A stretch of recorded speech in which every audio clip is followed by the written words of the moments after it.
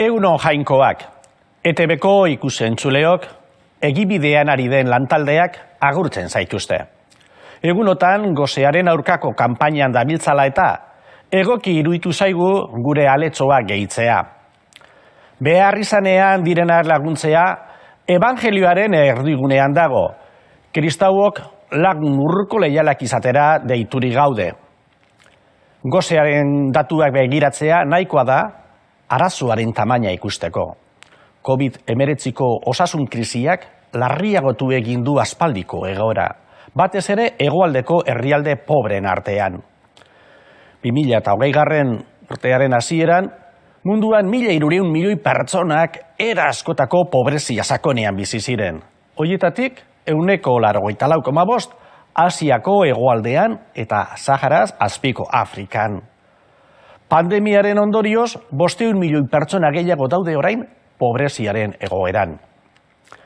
Koronavirusaren esperientzia dramatiko honek, giza duintasuna eta eskubideak sendotzeko ahaleginetara eramaten gaitu. Bizimodu solidariagoak sortzeko beharrean gaude. Bizi baldintza gizakoiagoak sortzeko premia nabaria da. Ekonomiak eta politikak badute zerikusi handia pertsonaren duintasuna indartzeko eta guztion ona bilatzeko. Pobreziaren errealitatetik aparte nahita jardutea bidegabekeria da. Eskuak elkarturik erakundeak 60 urte baino gehiago daramatza elkartasun proiektuetan. Orain osasun krisia gainditzea dute erronka. Eta geroara begira pertsona guztientzako gizarte duinak eraikitzen lagunduko dute. Eskuak elkarturik, kristau laikoen erakundea da eta eginkizun honekin sortu zen. Gosearen, gabezia handiaren, gaixotasunaren eta heziketa ezaren aurka borrokan aritzea asmo sendoz. Batzekiten zeintzuk ziren arazoen jatorria, bidegabekeria, ondasunen banaketa desorekatua, bai pertsonen eta bai herrien artean, ezjakintasuna, elkartasunik eza, axolagabekeria eta giza eta kristau balioan kristia. Evangelioa eta Elizaren irakaspen soziala dira Manos Unidas, eskuak elkarturik erakundearen oinarriak batetik.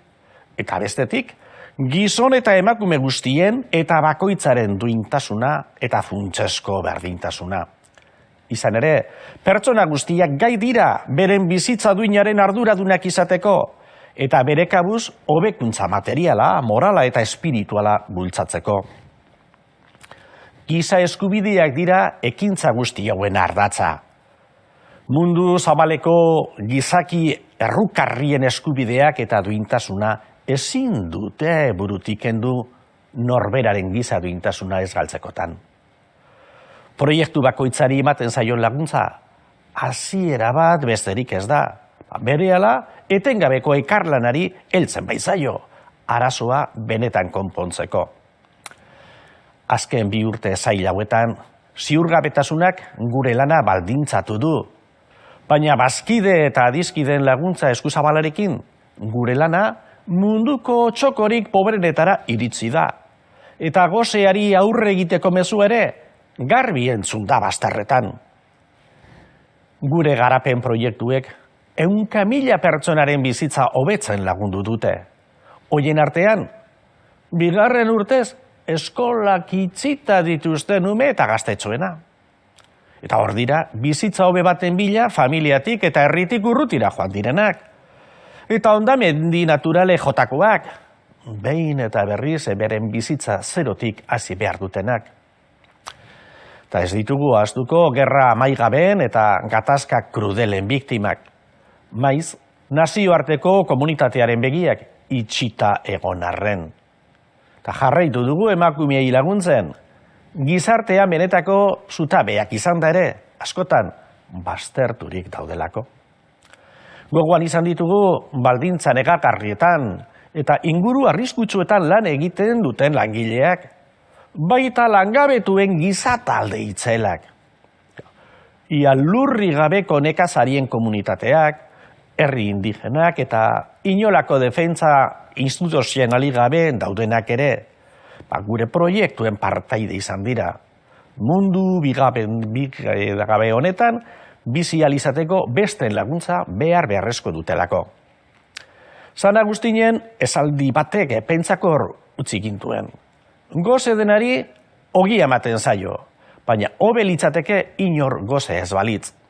Lagunok, badakigu oraindik justizia lan izugarria dagoela egiteko. 2020 sartu gara, gozeti eta txiruekin lan egiteko gure konpromisua berrituz. Manos Unidas elkartearen voluntarioak jarraituko dute behartzuen begiak eta bizitzak argitzen. Denon elkartasuna ona izango da guztion onerako. Elkartasunak ez du ikus molde edo jokabide bat inpusatu nahi. Bestela baizik, beren garapenaren etorkizuna tokian tokiko gizataldekin partekatzea da helburua. Ikus entzuleok, gozearen gaia zabala da. Niretzat, pozgarria da eskuak elkarturik moduko erakundeari laguntza ematea. Zerbitzu esku zabala egiten dute. Eta erakunde katolikoa da, baina ez dute bere buruaren propaganda egiten. Leku guztietan, talde eta erakunde ezberdinekin lan egiten dute, bereizkerierik egin gabe. Jainkoak bedeinka ditzala elizkide jator hauen jokabidea. Gaurkoz nahikoa da.